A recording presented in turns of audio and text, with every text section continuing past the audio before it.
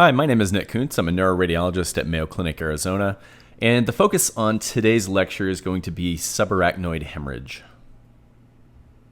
I have no disclosures to make. I would like to thank my former attending when I was a fellow many years ago, Ann Osborne, who was kind enough to share some of the images that are present in this talk with me several years ago when I was a fellow. So thank you to Dr. Osborne for some of these great pathology images. Okay, so again, the focus of this presentation is going to be subarachnoid hemorrhage as viewed through the lens of a neuroimager. So when we're dealing with subarachnoid hemorrhage, it's important to keep in mind that far and away the most common cause, the most common etiology of subarachnoid hemorrhage will be trauma. And in the setting of trauma, you have blood from contused brain or lacerated overlying vessels that enter into the subarachnoid space within the adjacent sulci. Now, that being said, a minority, probably somewhere on the order of 5%, of acute quote-unquote strokes, keep in mind, stroke is a clinical diagnosis. I'm not talking about ischemia. I'm talking about clinical strokes. Somewhere on the order of about 5% will be due to non-traumatic subarachnoid hemorrhage. The majority of those, probably somewhere on the order of 80%, will be due to aneurysmal subarachnoid hemorrhage. But we can also see this coming from this subarachnoid hemorrhage coming from dissections. You can see it from venous hemorrhage or due to venous thrombosis, vasculitis, cerebral amyloid angiopathy, reversible cerebral vasoconstriction syndrome, and a handful of other things. And we'll talk more about those later in this talk. So as an imager, what are your jobs? Well, you really have three main roles as a neuroimager. First of all, you want to identify whether or not there is subarachnoid hemorrhage. That's the first step. Then once you've discovered that the patient has subarachnoid hemorrhage, your next step is going to be to try to identify the source of that bleed. And if you're a neurointerventionist, you may also be called in to treat that source of subarachnoid hemorrhage. And then the third job is to identify any potential complications.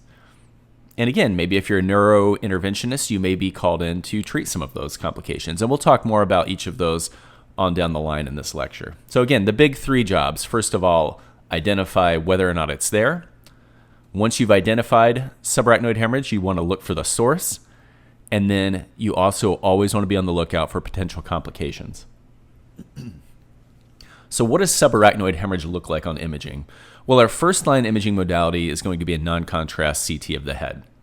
And on non-contrast CT imaging, we're looking for hyperdensity within the sulci and CSF spaces, as denoted here in this image where we see this very, very bright, dense, acute blood within the subarachnoid space.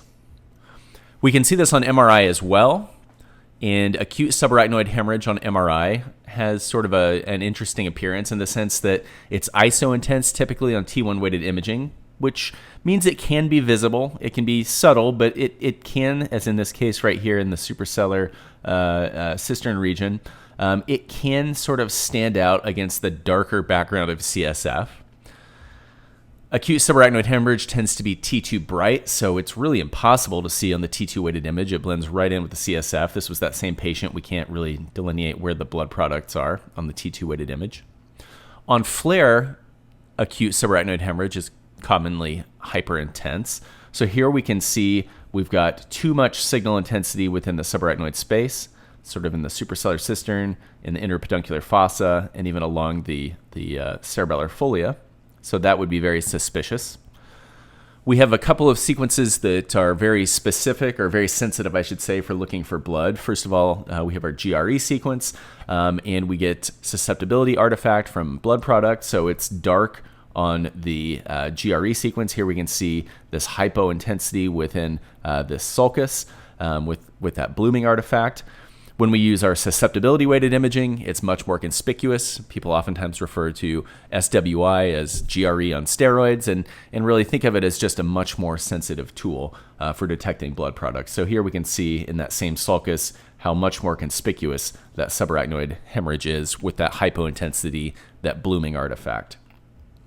We can also frequently see it on diffusion imaging. It's oftentimes hyperintense on diffusion-weighted imaging. So here's a different patient that had traumatic subarachnoid hemorrhage, and you can see this sulcal diffusion signal hyperintensity. Now, if you look carefully along that left frontal convexity, you'll also see that we have a thin diffusion hyperintense subdural hematoma as well. So I actually look on my diffusion sequences for blood products. It's a nice bonus sequence to have. It's not just for looking for acute infarcts, but you can pick up lots of things on it, and one of those things would be blood products. So what happens over time with this blood? Well, on CT, it tends to have a fairly predictable evolution. It's going to decrease in its attenuation or its density over time. So, as we look at the initial time point and march its way forward, so on our x-axis we have time. On the y-axis, we have time. Got that backwards. X-axis time, y-axis, we're looking at density. So early on, subarachnoid hemorrhage is going to be hyperdense. It's going to be very bright on our CT. But over time, as we march forward, it's going to lose its attenuation. It's going to lose its density. At some point, about a week in, it's going to be isodense to brain. And then as we move to maybe closer to 2 weeks, 10 days to 2 weeks, it really becomes approximately isodense to CSF. So very predictably, over time, the density or the attenuation of intracranial hemorrhage, in this case subarachnoid hemorrhage, is going to decrease and become that of CSF.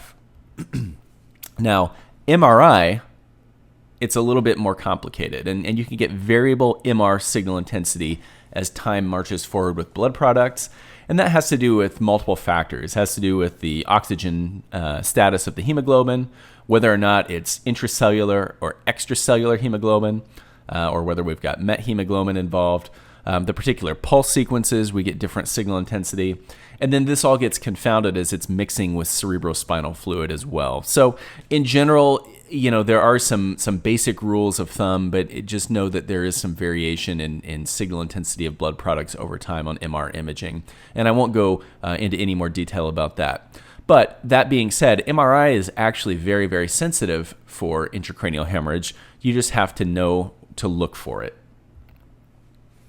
Let's talk about the various efficacies of imaging for causes of subarachnoid hemorrhage. And we always think about aneurysmal subarachnoid hemorrhage as sort of like, the standard bearer here. So in terms of looking for sources of aneurysmal subarachnoid hemorrhage, really the gold standard is going to be digital subtraction angiography. This has sort of evolved over time in various, iterations of, biplane DSA, digital subtraction angiography, or 3D digital subtraction angiography, in which we have much higher resolution images, and we can actually do these shaded surface display renderings and create sort of these 3D images. And you can see here, that with conventional biplane digital subtraction angiography, about 15% of the time it was angiographically occult. About 10% of those on a repeat angiogram would find the source of bleed. So even though it was the gold standard, it was an imperfect gold standard. That happens all the time in medicine. Just because we call something the gold standard or the criterion standard doesn't necessarily mean it's a perfect test. But as you can see that, as iterations has moved forward with DSA, we've really brought that angiographically negative subarachnoid hemorrhage condition down to probably less than 5%, and may even be lower than that now. What about looking for CT, looking at CT angiography for aneurysmal subarachnoid hemorrhage? If the aneurysm is 2 millimeters or greater, and you've got someone who's actually trained to look at it and doing a good job of looking at it, CTA's probably got about 95% sensitivity here. And as far as MR angiography goes, we found that the higher the field strength, so 3 Tesla versus 1.5 Tesla, you're more sensitive for detecting aneurysms. And it's one of the new kids on the block, I guess, is the 7 Tesla MRI. There's a handful of sites that have this available for clinical use at the time of this recording, and we're fortunate to have one here at Mayo Clinic, Arizona, that's just gone live for clinical imaging. So it will be very interesting to see how much more accurate 7 Tesla MR angiography is compared to the other 3T or 1.5T MR angiograms. Okay, so that was my introduction. Now let's talk a little bit about the anatomy that's involved here, and we'll really hone in on the subarachnoid space anatomy. So what is the subarachnoid space? Well, these are cerebrospinal fluid-filled cavities that are situated between the arachnoid and pia mater. And they're crossed by multiple trabeculae that are covered with pia mater and extend between the brain and the inner surface of the arachnoid. And that pia mater follows these penetrating blood vessels down into the parenchyma. So because of that, if you have a parenchymal hemorrhage, for example, it can bleed out into the subarachnoid space. It's sort of almost like a tunnel by which it can extend out into the overlying subarachnoid space. And we see that on imaging all the time. We have these areas of sort of enlargement or focal anatomic dilatations of the subarachnoid space, and we call them cisterns.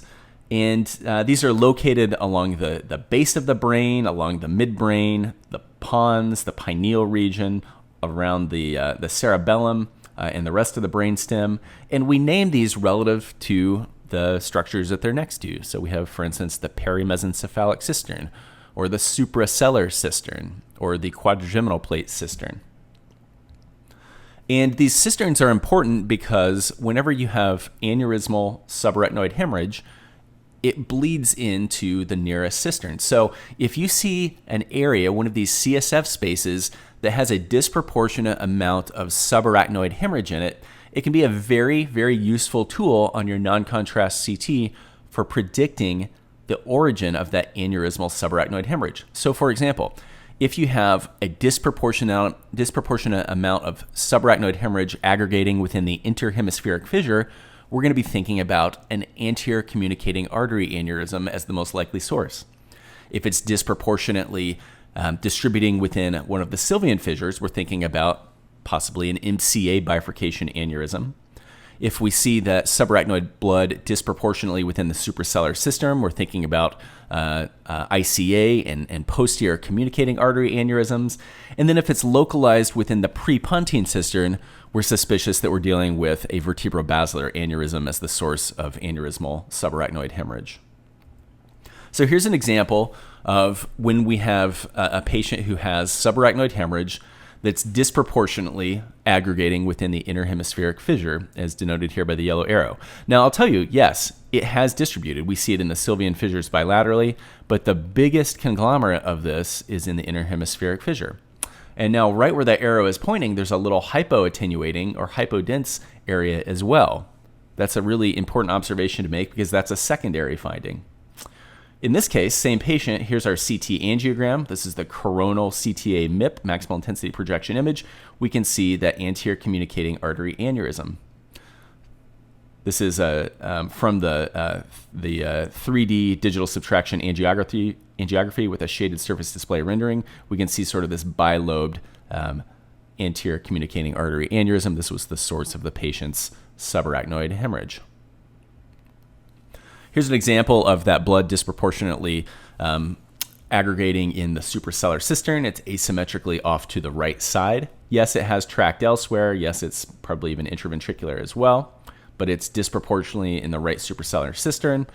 This was our three-dimensional shaded surface display rendering off of the conventional or the digital subtraction cerebral angiogram, and we can see this very ugly multilobular posterior communicating artery aneurysm, which was the source of the subarachnoid hemorrhage in this case from rupture.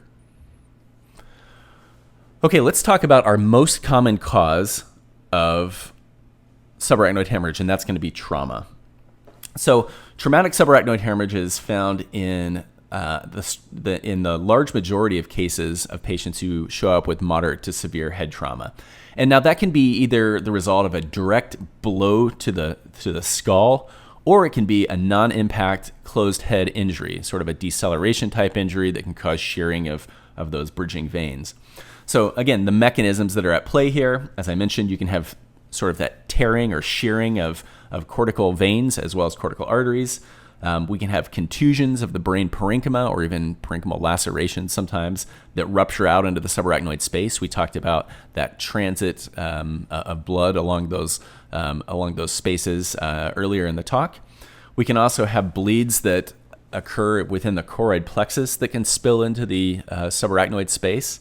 And then, sometimes you even have patients with like a deceleration injury that lacerate one of their major arteries as well. And those are obviously a catastrophic injury.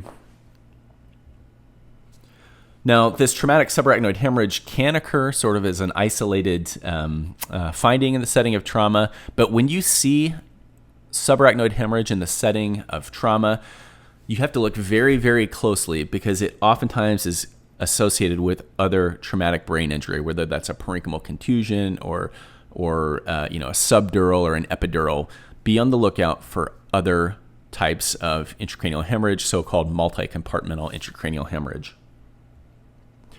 So where do we see traumatic subarachnoid hemorrhage? Well, there are some areas that happen to be more high-value real estate, or at least high-likelihood real estate, I should say. And so this diagram nicely shows that. The perisylvian region is commonly at play.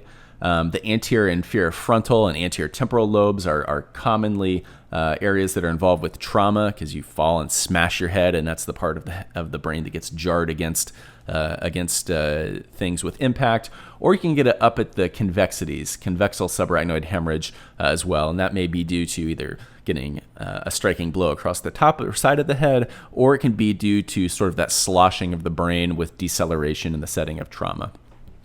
Now, as this diagram nicely shows, these areas of subarachnoid hemorrhage are oftentimes associated with cortical contusions. So again, intracranial hemorrhage in the setting of trauma is oftentimes multi-compartmental. So be on the lookout for other sites of hemorrhage, not just within the subarachnoid space. Here's an example of a patient who came in with traumatic subarachnoid hemorrhage. We've got 3 axial non-contrast CT images. So as we look on the image on the left, very subtle, but there's increased density within the sulcus, that's sort of convexal subarachnoid hemorrhage.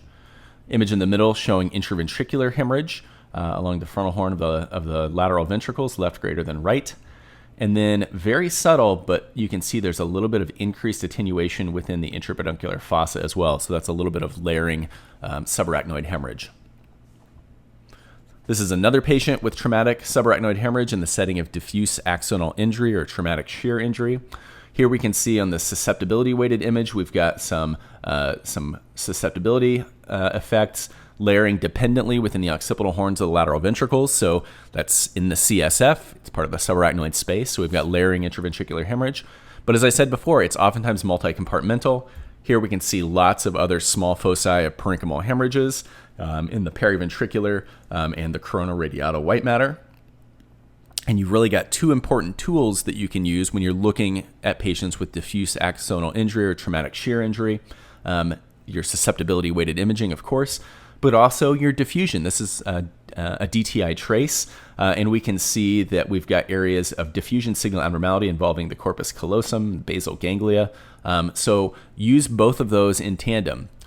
You'll see microhemorrhages and you'll see diffusion signal abnormality potentially in the setting of diffuse axonal injury. All right, let's move on to talk about aneurysmal subarachnoid hemorrhage. So first of all, what are aneurysms? Well, aneurysms are areas of widening or dilatation of an artery. I guess you can have venous aneurysms as well, but we're talking about arterial aneurysms for this talk. And they come in 3 basic flavors. We've got our saccular aneurysms, which are eccentric outpouchings that typically arise at branch points. We've got blood blister type aneurysms, which are very thin-walled hemispheric type bulges off the side of a vessel. They're broad-based. And then we have fusiform aneurysms, which are circumferential. So aneurysmal subarachnoid hemorrhage is when one of these aneurysms ruptures and it extravasates out into the subarachnoid space.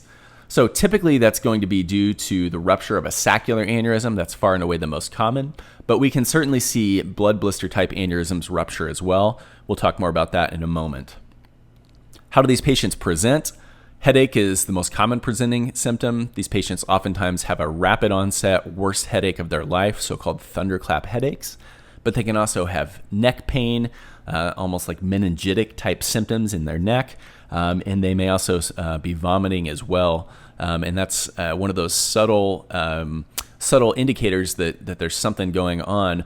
I remember a case as a fellow of a patient that had a hemorrhagic transformation of an infarction an acute infarction when they were on the angio table and blood just pouring into the subarachnoid space. And the tip-off was that the patient just started profoundly vomiting.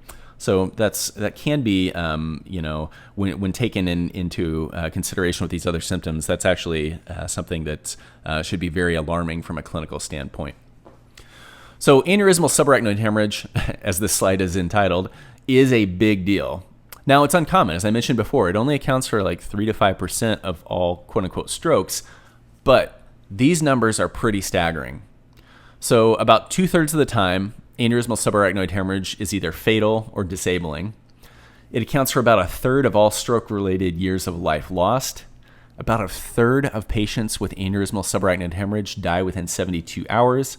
About 1/3 will survive with disabling neurologic deficits.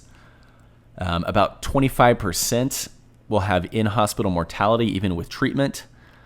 About 1 in 5 will rebleed within 2 weeks if left untreated. These patients can go from normal upright walkie-talkie to comatose or even dead within minutes. And maybe the scariest number of all here is that the prevalence is thought to be somewhere around 2% of the population.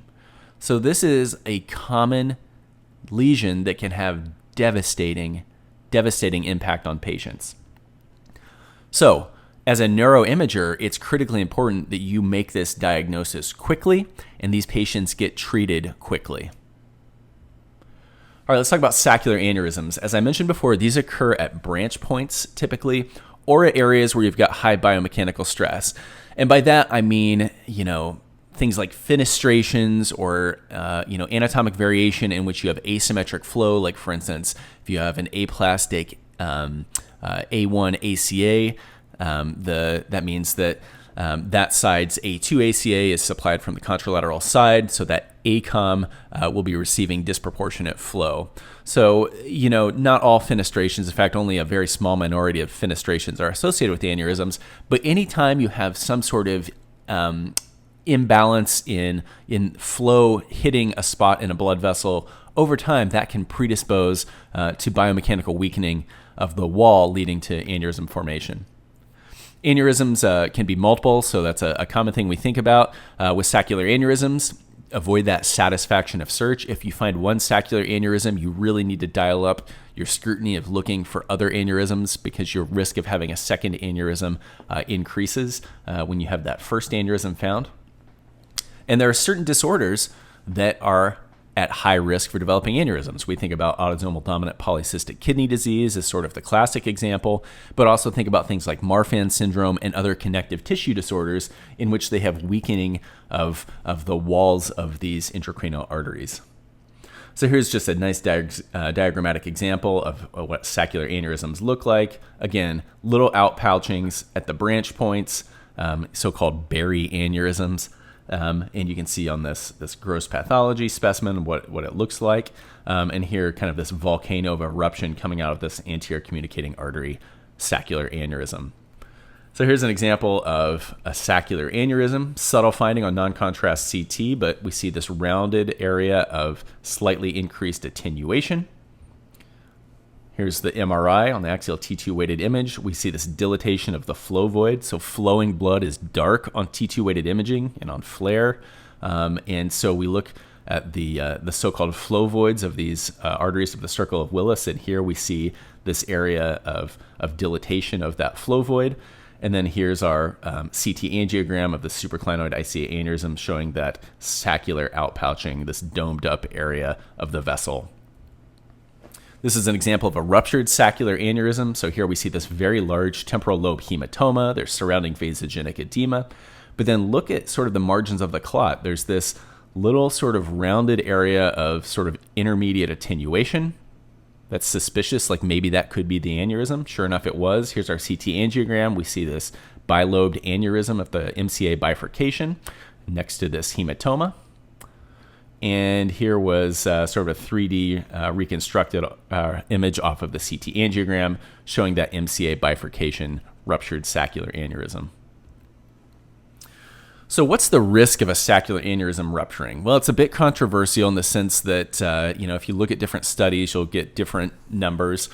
But it does seem to to bear out that size matters. So the larger the aneurysm, the higher the risk of rupture. So if you have an aneurysm, at least based on some of the reported literature, if you have an aneurysm that's a centimeter or less, maybe per life year it's about a half percentage point risk of rupture. But obviously you multiply that across life years, and that gets bigger and bigger and bigger as you age. But if you have an aneurysm that is greater than 2.5 centimeters, we're talking like a 6% per year rupture risk. And then these so-called giant aneurysms, we're talking a 5-year rupture and hemorrhage risk of about 50%. So there's really probably no safe threshold. If you live long enough, the aneurysm is going to get bigger, and thus as it gets bigger, it's going to have a higher risk of rupture. The morphology also matters in terms of predicting the risk of rupture. So, anytime the aneurysm is irregular in morphology, if it's multilobular, if it has little areas of outpouching, the so-called Murphy's teat, those are areas where the wall of the vessel is even weaker and more prone to rupture. And then folks have looked at sort of like biomarkers in terms of looking at the depth to neck ratio of the aneurysm. So if it's significantly taller than it is wide at its neck, then it's a higher risk of rupture as well. And then things like whether you have multiple aneurysms, your gender, women have a higher risk of aneurysmal rupture, and increasing age also are predictive of a risk of rupture. And then we're doing new things now. It's still sort of investigative, but I think it will be rolled out and ready for prime time in the near future. Things like vessel wall imaging to look at sort of triaging the risk of rupture of cerebral aneurysms. The next type are those blood blister type aneurysms. These are focal broad-based wall defects that have a very thin fibrous cap and kind of a hemispheric bulge, and they really do look like those blood blisters you get like when you pinch your finger on something. And these are most common in the subarachnoid internal carotid artery, as this diagram is depicting here. And these are ugly, scary aneurysms because they're so fragile and friable. These have a high risk of rupture. And these are very difficult to treat as well. As you can imagine, if you put a catheter and a guide wire up here, you could poke that and rupture this little thin membrane and cause a bleed very easily. So these historically have, instead of being treated endovascularly or even clipped, these historically have been treated using a clip wrap. So they take some material and wrap it around the vessel wall itself and then cinch it down with a clip to sort of girdle it in place. So here's an example of a blood blister type aneurysm of a subarachnoid internal carotid artery. We see this broad-based outpouching along the superior margin of the vessel. Here we can see on this 3D reconstructed image off the CT angiogram how it has that blood blister type morphology.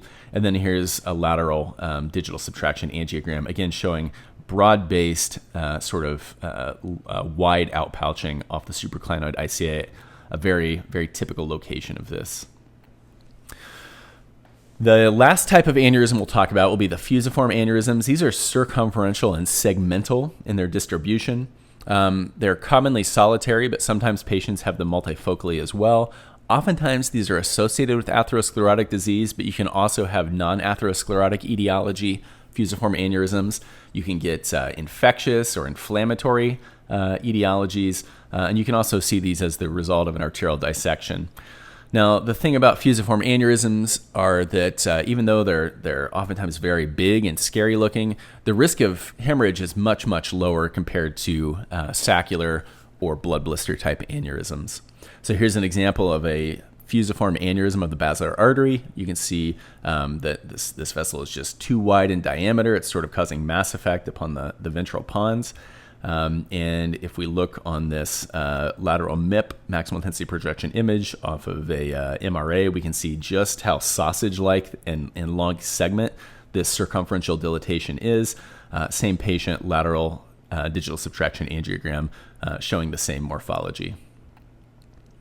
We can also get pseudoaneurysms as well. These are when you have arterial dilatation and then disruption of the vessel wall. So that dilatation leads to kind of a focal rupturing and development of a paravascular hematoma, and that can cavitate into the lumen, and this thing will sort of pooch out along the side of the vessel. terms of etiologies, these can be just sort of idiopathic, but they are associated with trauma. Infection and IV drug abuse can set you up for developing pseudoaneurysms. Occasionally, they can be neoplastic as well, and sometimes they're iatrogenic. All right, let's talk about a special subset of subarachnoid hemorrhage. This is the perimesencephalic non-aneurysmal subarachnoid hemorrhage. Now, about 15% of subarachnoid hemorrhage, at least based on historical figures, has not had an identifiable source. I think that number is probably much, much lower in this day and age, especially as we're using much higher resolution CT angiographic imaging, as well as the higher resolution 3D DSA type acquisitions. But of this cryptogenic sources of subarachnoid hemorrhage, there is a subset that localizes in the perimesencephalic region. And interestingly, this tends to have a fairly benign course. It's not really associated with vasospasm, doesn't tend to recur. And this is thought probably to be the result of a venous bleed. Some sort of potentially a primitive vein around the midbrain ruptures and bleeds. And so as this diagram shows, you get perimesencephalic around the midbrain localization of that subarachnoid hemorrhage. So this isn't a perfect pattern. You certainly could get perimesencephalic localizing subarachnoid hemorrhage from like a saccular aneurysm of the vertebrobasilar system. It's whenever you see this perimesencephalic distribution, you're probably talking maybe only a 5 to 10% risk of it being truly due to an aneurysm. So in terms of imaging workup, CT angiography is really the frontline modality. Very rarely, and probably never in this day and age, do patients go straight to DSA for evaluating aneurysms. But in these patients that have localized perimesencephalic subarachnoid hemorrhage, if they have a negative CTA, you can probably be very confident that you're dealing with something that's going to be like a venous bleed in terms of its etiology and low risk. That being said, it's absolutely, I think, worth getting a follow-up CTA just to make sure it wasn't an angiographically occult aneurysmal bleed. And certainly, if clinically there are concerns that this could be something that's less benign, it's absolutely not wrong to do a digital subtraction angiogram, and a lot of places still would do a DSA on these patients, even in the setting of a negative CT angiogram for localized perimesencephalic subarachnoid hemorrhage. So it's a kind of a classic pattern, but it's not a perfect pattern. So that's kind of my take-home point on that. This is a patient who had a postcoital headache, worst headache of their life, and you can see there's a little bit of hyperdense subarachnoid blood within the interpeduncular fossa. This was their CT angiogram, did not find an aneurysmal source of bleed, and they went on to get a digital subtraction angiogram, and again, did not find a source of bleed. So this was sort of that classic perimesencephalic subarachnoid hemorrhage, presumably due to venous bleed. Next, we'll talk about convexal subarachnoid hemorrhage. So when I'm talking about convexal subarachnoid hemorrhage, I'm talking about spontaneous and, importantly, non-traumatic subarachnoid hemorrhage. Okay, so throw out trauma for this discussion. Keep in mind, the most common cause of subarachnoid hemorrhage is going to be trauma, and I would say that by far the most common cause of convexal subarachnoid hemorrhage is going to be trauma. But I'm talking about non-traumatic patients for this part of the lecture. These patients with convexal non-traumatic subarachnoid hemorrhage typically present with headache. More commonly, they're going to be women, and typically they're going to be middle-aged women. And this subarachnoid hemorrhage is localized to the dorsolateral brain, kind of up along the frontoparietal convexity, and it spares the basal cistern. So it's isolated subarachnoid hemorrhage up at the convexity in the absence of trauma. Whenever you're approaching a non-traumatic convexal subarachnoid hemorrhage, it's important to keep in mind the patient's age. In patients that are less than 60 years of age, the differential is a little bit different than those patients who are older than 60 years of age. So if they're younger than 60, the things that I would be thinking about, absent trauma, would be venous occlusion, vasculitis, reversible cerebral vasoconstriction syndrome, posterior reversible encephalopathy syndrome, or mycotic aneurysms. And that changes a little bit in older patients, in which they still can get venous occlusion, but we're also thinking about things like cerebral amyloid angiopathy and mycotic aneurysms. And then probably one other thing that you'll want to think about, regardless of patient's age, would be if they have some sort of coagulopathy as well. So here's an example on the FLAIR imaging. We can see this FLAIR signal hyperintensity, and this was isolated to just this convexity sulci. So venous occlusion, this is actually pretty uncommon. This is actually a very tricky diagnosis because the clinical pattern is, it's never cut and dry. It's a little wishy-washy. The signs and symptoms are maybe a little less apparent. So this really relies on performing high-quality imaging. This clot may involve the dural sinus. It can be involving the cortical veins. It can even involve the deep veins as well. So any or all of those may be involved.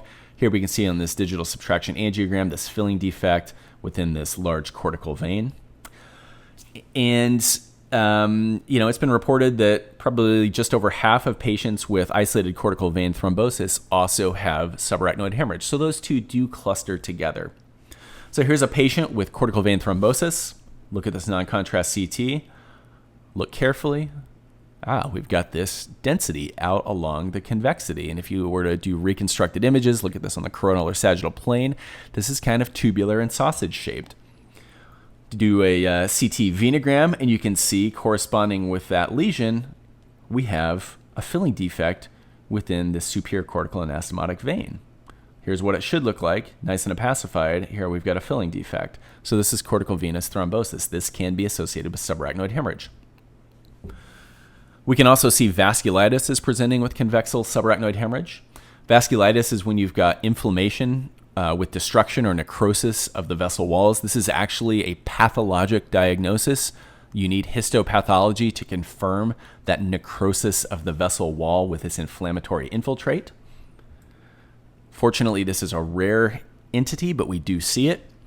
And this is a clinical and laboratory diagnosis, not a primary imaging diagnosis. Now, there are imaging findings that can suggest it, but to make this diagnosis, this actually requires more than just imaging, because the imaging appearance can mimic other things that we'll talk about. So when we're dealing with vasculitis involving the arteries of the brain, it can either be a primary arteritis or angiitis of the central nervous system, or it can be a secondary vasculitis. And then you can have other microvasculopathies that can mimic vasculitis. And in fact, they're probably more common than true vasculitis. And those vasculopathies, those microvasculopathies, can include atherosclerosis, which can have an inflammatory component. Things like reversible cerebral vasoconstriction syndrome. In older patients, we think about cerebral amyloid angiopathy, which can have an inflammatory subset.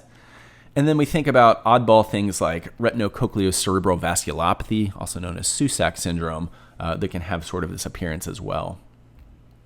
So what are some imaging clues that we're dealing with vasculitis? Well, it's oftentimes multiple or multifocal, frequently bilateral, as this coronal T1 post-contrast image shows, although this is asymmetrically greater on the left than it is on the right. It likes to involve the basal ganglia, as well as getting all the way out to the cortex. Can involve the cerebellum as well. You can also get leptomeningeal enhancement associated with this. It tends to be more patchy than it is confluent. And in terms of the enhancement, it kind of runs a spectrum. You can get these little punctate foci of enhancement. You can get more areas of linear enhancement or even gyriform enhancement as well. Now, if you do special techniques like vessel wall imaging, which I think is kind of like the game changer in terms of assessing this, what we're looking for is actual enhancement of the vessel wall itself. And that enhancement tends to be circumferential. So here's an example of a patient with vasculitis getting vessel wall imaging. We get a sense on this conventional coronal T1 post-contrast sequence that maybe there's some circumferential enhancement along the MCA, a little bit of patchy enhancement in the basal ganglia as well. Here's our black blood or our Dante prepped T1 post-contrast image in which the blood, it's got these flow voids, so the arterial flow voids within the MCA territory, kind of a magged up image, you can see this circumferential wall enhancement in this patient who has vasculitis. Next is reversible cerebral vasoconstriction syndrome, also known as Call-Fleming syndrome, if you like to name things after people. It's a lot easier to say rcvs. So rcvs is a reversible and multifocal disorder in which you've got vasoconstrictions, cerebral vasoconstrictions, hence the name. This may or may not be associated with subarachnoid hemorrhage. Tends to be fairly small volume subarachnoid hemorrhage if it occurs. This is a patient that had rcvs with convexal subarachnoid hemorrhage. These patients frequently will present with a so-called thunderclap, worst headache of their life, comes out of the blue, hits them hard. And this is oftentimes medication induced. There's certain medications like SSRIs that are classically associated with this, but there's a whole slew of medications. So it's not like you can just say, aha, rcvs, clearly this medication. You really have to kind of dig through and really turn this over to the internal medicine folks or even the pharmacy folks and try to figure out what the offending medication may be. So in terms of imaging, non-contrast CTs are oftentimes negative. Probably most of the time it's actually going to be negative on CT. On MRI, tends to be relatively benign in appearance as well, although sometimes you can get ischemia from it. And then if we're looking on something angiographic, we're looking for diffuse and multifocal segmental arterial narrowing. I mean, it looks like a vasculitis kind of pattern. You can't really distinguish that on conventional angiography, cerebral angiography, or CTA or MRA, other than you get this multifocal beaded appearance to the vessels. So this is a patient with reversible cerebral vasoconstriction syndrome. I'm going to show you three DSAs, three different time points. So this was day one, and you can see multifocal beading and narrowing of the vertebrobasilar system. They took them off of their offending medication, which I believe was an SSRI. This was day 5. They're still having it, but much less severe in terms of its imaging appearance. And then by day 10, it had resolved completely. So resolving multifocal stenoses when given steroids and taken off of their offending SSRI. We also see posterior reversible encephalopathy syndrome, or PRES. These patients can present with sort of a spectrum of clinical findings. They may show up with headaches, they can seize, they may be altered. Usually this is associated with hypertension about 95% of the time if you look at what's been reported, but that doesn't mean that it's always associated with hypertension. Now, how this occurs, we don't entirely know. This is probably some sort of dysautoregulation coupled with endothelial dysfunction. And it's associated with quite a few things. We think about it potentially in the setting of eclampsia or preeclampsia. There are certain foods like licorice has been apparently associated with it. I think the most common thing that I see associated with it are patients that are on immunosuppressive agents, and then patients with thrombotic microangiopathies as well can have this imaging appearance. So what do we look for on imaging? Well, they get this patchy hypoattenuation. It tends to be subcortical, but you can get cortical involvement as well. It has a classic predilection for involving the parietal and occipital lobes, hence the posterior part of the name. That being said, it's not always posterior. We can certainly see this involve the frontal lobes, the temporal lobes, and sometimes even basal ganglia as well. This is uncommonly associated with hemorrhage. You can get parenchymal hemorrhages. You can get subarachnoid hemorrhages. Probably most commonly, if we see hemorrhage, it's going to be very subtle, sort of stippled petechial hemorrhage that you may only see on susceptibility-weighted imaging. But it certainly can break loose and present with subarachnoid hemorrhage or even parenchymal bleeds as well. But most of the time on non-contrast CT, it's going to be normal in appearance. So a negative head CT does not rule out PRES. In terms of classic PRES findings, we tend to see these T2 and flare hyperintense regions, mainly subcortical, but can involve the cortex as well. If you give contrast, it may or may not be associated with a little bit of patchy enhancement. Usually the diffusion sequence is going to be negative, and the findings typically resolve once they come off the offending medication or we get the blood pressure under control. Now, that being said, there are times in which you have atypical PRES, and Some people have even said that atypical press may be more common than classic press. So I think it's just important to keep in mind that press, even though it's called posterior reversible encephalopathy syndrome, it's not just posterior, oftentimes not just posterior. And, maybe 15% of the time it's not reversible as well. They can actually get cytotoxic ischemia from having press. So you will frequently see diffusion signal abnormality with cytotoxic edema associated with posterior reversible encephalopathy syndrome. And as I mentioned, it's not always hypertensive as well. So it's one of those things that's probably not well named, but the name has, it's so ingrained into our minds that, I kind of doubt it's ever going to get renamed. Next topic is going to be cerebral amyloid angiopathy. This is going to be the second most common cause of spontaneous intracranial hemorrhage in older patients over the age of 65. And this is a disorder that is caused by amyloid beta getting deposited in the walls of the arteries and arterioles. And that's going to make them very fragile and friable and prone to rupturing. So these patients have a spectrum of intracranial hemorrhage. We always think about those little tiny dots of blooming artifact with those little microbleeds. And that is truly the most common presentation, these little peripheral supratentorial microbleeds. But you can also get lobar hematomas, these truly sometimes large parenchymal hematomas. And you can also get subarachnoid hemorrhage as well. And a small subset of cerebral amyloid angiopathy has a profound inflammatory component with marked vasogenic edema as well. So here's an example of cerebral amyloid angiopathy. It's going to be the same patient shown in 3 different sequences. So here's our axial GRE, and you can see we've got these little supratentorial peripheral dots of gradient susceptibility, maybe a little bit of sulcal susceptibility artifact as well, so maybe a little bit of subarachnoid hemorrhage. Well, let's move on to our susceptibility weighted image. Same patient, you can see much more sensitive for detecting those little supratentorial and largely peripheral foci of microhemorrhage, as well as that subarachnoid hemorrhage. And then here's the same patient with their axial flare. Look at all of this vasogenic edema that's associated with it. So keep in mind that you can have a pretty profound inflammatory response to cerebral amyloid angiopathy. It happens in a minority of patients. Let's talk a little bit about complications of subarachnoid hemorrhage. I think the one that everybody thinks of right off the bat is obstructive hydrocephalus, and that's an important thing to keep in mind. And this commonly is going to occur in patients with aneurysmal subarachnoid hemorrhage. It can occur really pretty rapidly within hours, so you want to keep an eye on those vents and see if their ventricles are ballooning up. And it can be because the arachnoid granulations are gummed up and not resorbing CSF, or it can be because you've got blood within the ventricular system gumming it up as well.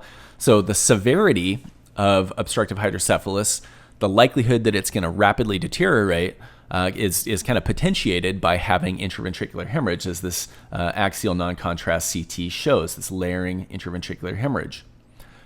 What you want to be on the lookout for, too, is to keep an eye on the periventricular white matter. And if you're getting areas of confluent hypodensity, that's a tip-off that you're developing interstitial edema, and this patient is developing sort of an uncompensated or decompensated hydrocephalus.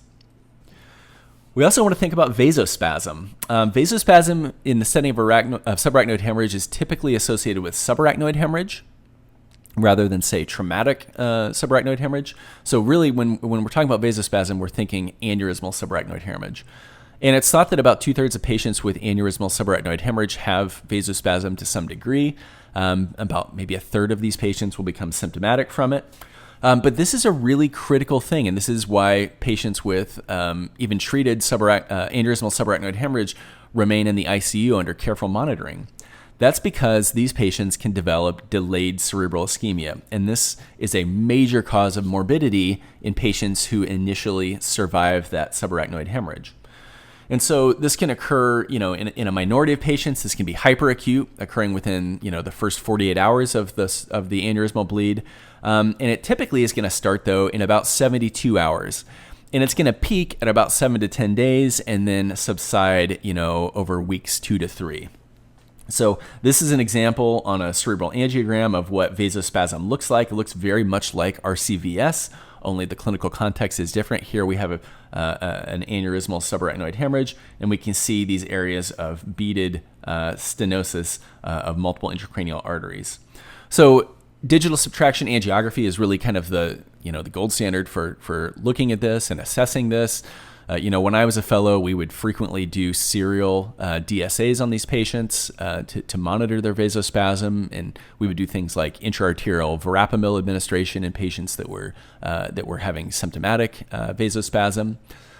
And while that still definitely does occur, we have sort of a newer tool. It's not a new tool, but it's I think become much more widespread, and that's transcranial Doppler ultrasound, looking at the flow velocities within these major intracranial arteries to assess for vasospasm. So many of you probably read transcranial Doppler ultrasounds, and this is really the chief reason why we're doing them is to keep an eye on patients who are having vasospasm so we can catch it early and then institute more aggressive therapies in patients that otherwise might either be slipping through the cracks or historically getting daily cerebral angiograms.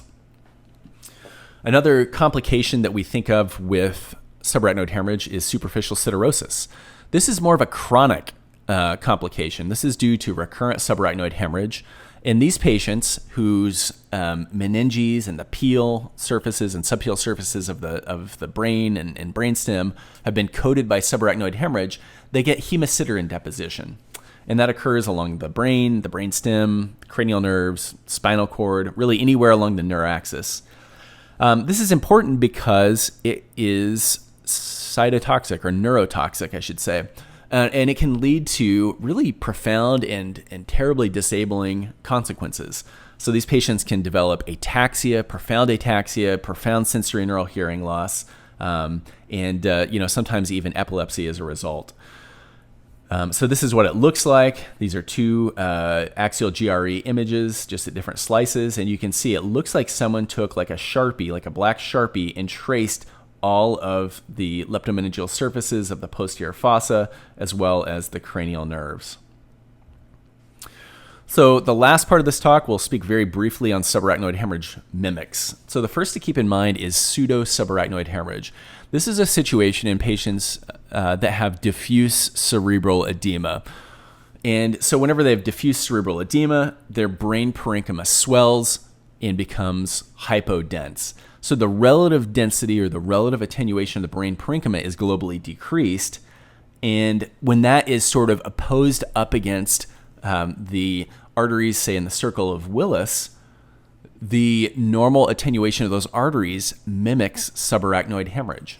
It mimics blood within the subarachnoid spaces, but what we're really seeing is just the normal blood pool density adjacent to that edematous brain. And these tend to have more smooth morphology, and it really that density should be linear, and it should conform to the expected boundaries of the vessel. So here's a patient that's got really global hypodensity, and you can see like where these PCAs are at. It looks too dense. That's not subarachnoid hemorrhage. That's just the vessels plastered up against that low density brain. You can occasionally, I've seen this just a handful of times in my career, have a patient who got a same day or maybe within 24 hours, had a myelogram or a cisternogram in which iodinated contrast material was put into the subarachnoid space. And so myelograms and cisternograms are highly associated with headaches. I always consent patients when they're getting either of those studies that they almost certainly are going to get a headache. So they may get a terrible headache, and they may have concerns that they've got a subarachnoid hemorrhage. So that iodinated contrast that we put in for cisternograms and myelograms, that takes several hours to resorb, and it can take even longer if they have impaired renal function. So it's really important to get that clinical correlation, and it's your job as the radiologist to correlate. You need to look into the chart and say, hey, this guy has had a myelogram within the last 24 hours. That's probably what it is.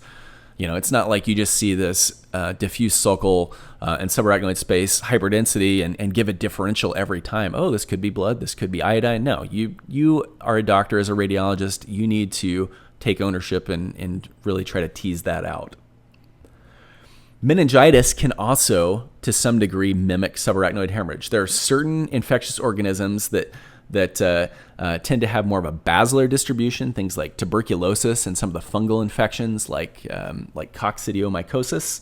And because these tend to be very, proteinaceous or cellular